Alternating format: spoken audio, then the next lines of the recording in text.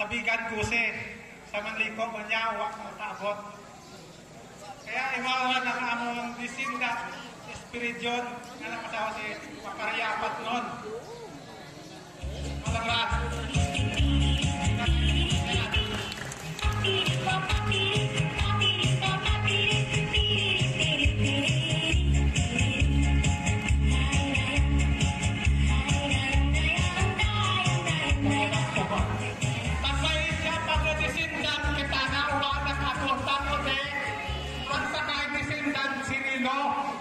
Ilong, yung ginatawag nyo tayo na si Ilong, ay kanya ang nagmamaya ni si Elo, ay si Manding Imam kaya sa Kranihaw na nakasawaan at Arpulida, bagong ng Koryong, pagkayate na yun ng Irling, Ngedeho, mayroon nga ni si Elo, kag si Atek na nakasawa at Fernando.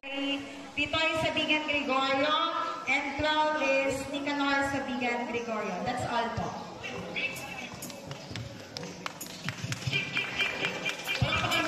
Ang pagwiling pamilya by Turay. Tuloy-tuloy po tayo. Tayo po. Ngayon ay dadako tayo kung ating nagmamadali, ating nagugutom. Nagugutom na ba lahat? O ako lang? Hindi pala. Sarap ng kakanin, no?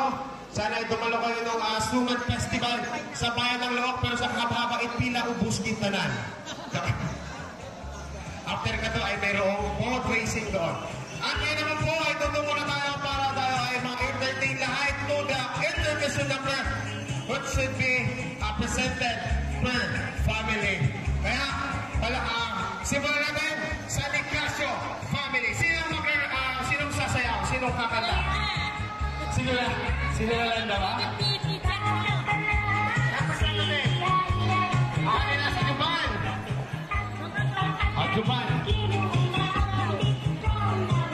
Hala. Maya-maya na siya ba? Tapos, request na doon na si Tetermanin Masaot.